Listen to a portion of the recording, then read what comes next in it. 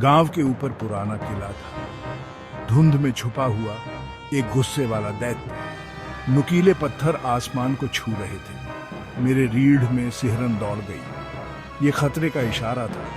मैंने फुसफुसाते हुए किस्से सुने थे, धीमी आवाज में बताई गई कहानियां, एक श्राप की कहानियां। कोई भी किले के पास जाने की हिम्मत नहीं करता था। वे कहते थे कि ये सायों और राज की जगह है। टूटी हुई खिड़कियों से हवा गरज रही थी, जैसे कोई उदास रो रहा हो या कोई चेतावनी दे रहा हो। किला अपनी सांस रोककर इंतजार कर रहा था। मेरा नाम एलेक्स है।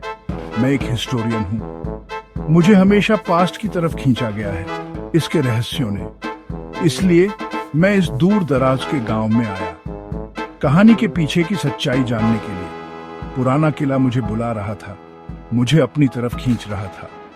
मैंने चेतावनियों को नजरअंदाज कर दिया, उस डर को जो मेरे अंदर समाया हुआ था। मुझे इसे खुद देखना था। जैसे जैसे मैं किले के पास पहुंचा, हवा भारी होती गई, दम घुटने लगी। सन्नाटा खौफनाक था। सिर्फ मेरे दिल की धड़कन सुनाई दे रही थी। एक गहरी सांस लेकर मैंने किवाड़ को धक्का दिया। ये विरोध में कराह उठा, मानो मुझे वापस जाने की चेतावनी दे रहा हो। किले के अंदर अंधेरा छाया हुआ था। धूल भरी हवा में उड़ रही थी। मकड़ी के जाले हर चीज से चिपके हुए थे, जैसे भूत या कफन। मैं सावधानी से चला।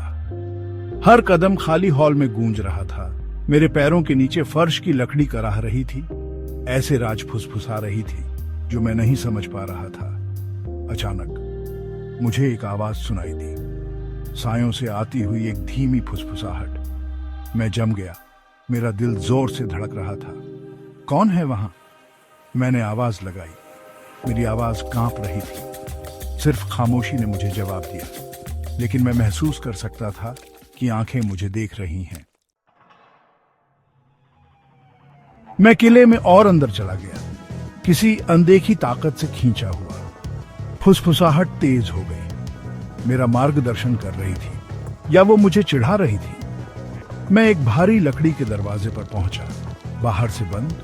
यही था मना किया हुआ कमरा, रहस्य का केंद्र। कांपते हाथों से मैंने दरवाजा खोला।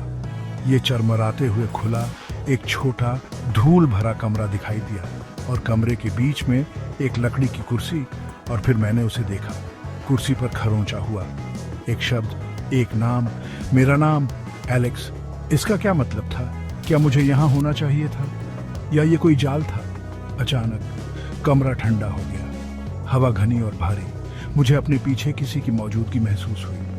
पास, बहुत पास। मैं धीरे से मुड़ा।